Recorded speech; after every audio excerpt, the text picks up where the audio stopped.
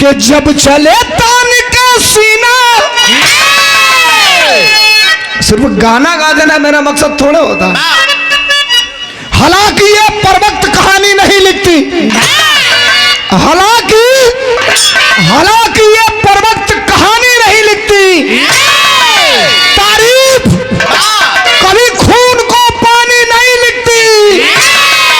और मैं बोल रहा हूं इसलिए जिंदा हूं। दुनिया किसी गूंगे की कहानी नहीं लिखती। ये लाइन सुनिए, समाजवादियों की पहचान क्या है? प्रमुख जी ने कहा और अतीत को बता दिया विधायक जी ने, और इशारा भी कर दिया कई लोगों को कि आपको अब ये करने की जरूरत है। तो एक लाइन उसी पैटर्न पे मैं आपको सुना दूं, हमने गाया था। जब चले तान का सीना, अरे बन के लड़े जुर्म से बागी। पहचान सुनिए समाजवादियों की। जब चले तान का सीना, अरे बन के लड़े जुर्म से बागी। तो समझ जइहा हो, तो समझ जइहा हो, उहे हवे समझवादी। समझ जइहा हो, उहे हवे समझवादी। समझ जइहा हो, उहे हवे समझ।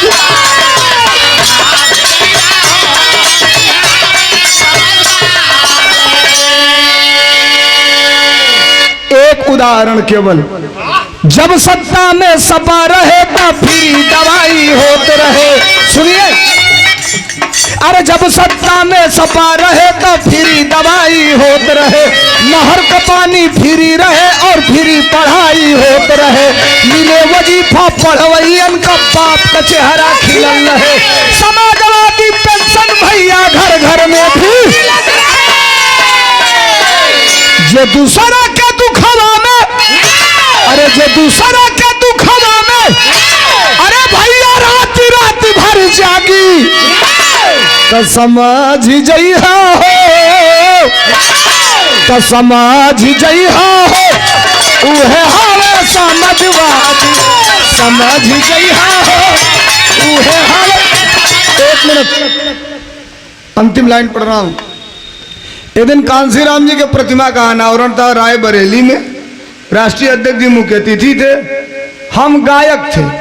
अब वहां एक गाना हमने गा दिया। विधायक जी, आपका इतिहास ही, आपका नाम ही बहुत बड़ा नाम है संघर्षों के लिए, बहुत बड़ा नाम है, आपसे ताकत मिलती है। लेकिन नेताओं पे मुकदमा लगाया जाए। कुछ लोग कहते हैं क्या है, गायक हैं, गाना गाते हैं। साहब, इस दौर में, जिस दौर में आप सच कहेंगे कब मुकदमा लिख दिया जाएगा। हर जगह सुधाकर सिंह जैसा नेता थोड़े वालों, हर जिलों में, हर जिले में अद्या शंकर जैसा नेता थोड़े वालों। राष्ट्रीय अध्यक्ष जी ने 2 बार उसको सुना कह के कि क्या गाए थे, जरा आप सुनाओ। हमने कहा साहब ये गाया था। बस बस 1.5 मिनट ले लिया तो बुझत नहीं। भारत में 2 चीजों में भारी गिरावट आई है, एक भारत की राजनीति में और एक भोजपुरी गीत में। भारत की राजनीति में और भोजपुरी गीत में इहो तरज अपने जमाना का हिट तरज है। कौन? साचे कहूं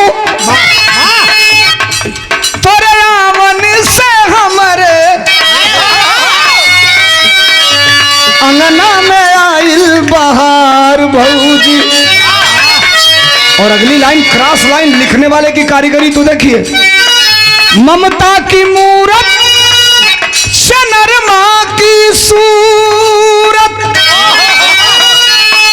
लाखों में एक हमार भौजी। घर के अंदर तक सुना गया। होम का देने का गुड्डू भैया यही पता हो गई बवाल। अरे दूसरे का जन्मल खेलावत खेलावत। सुनिए, देहाती को भाषा होला कि दूसरे का जन्मल खेलावत हूँ। अच्छा बढ़िया लगी तू ये लाइन गाई, ताली बजा के स्वागत कर दिया लोग। अरे दूसरे का जन्मल खेलावत खेलावत, बेच दिया देश चौकीदार भैया। बेच दिया देश चौकीदार भैया, बेच दिया देश।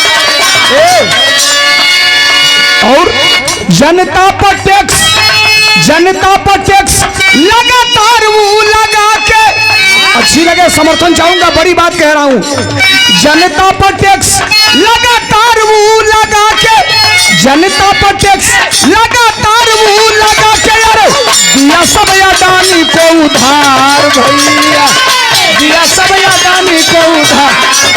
और अंतिम लाइन अंतरा का, ये लाइन सुनिए, 200 रुपयों का पुरस्कार।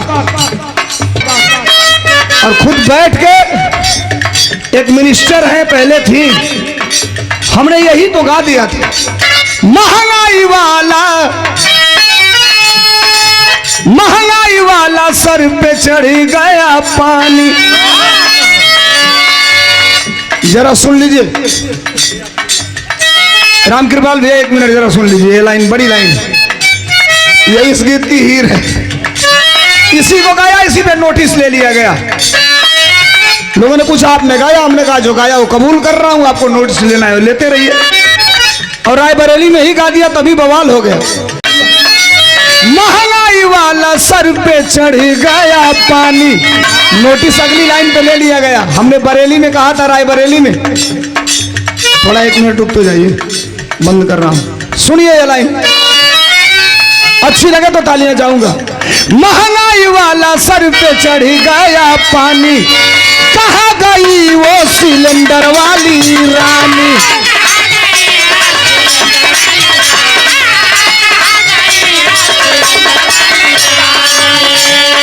और सरकारी नौकरी प्राइवेट हो रही है,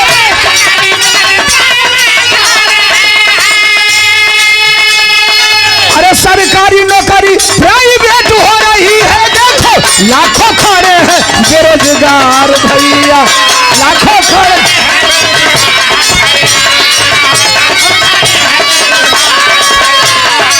दूसरे का जन्मल, अरे दूसरे का जन्मल, बेच दिया देश चौकीदार भैया, बेच दिया देश।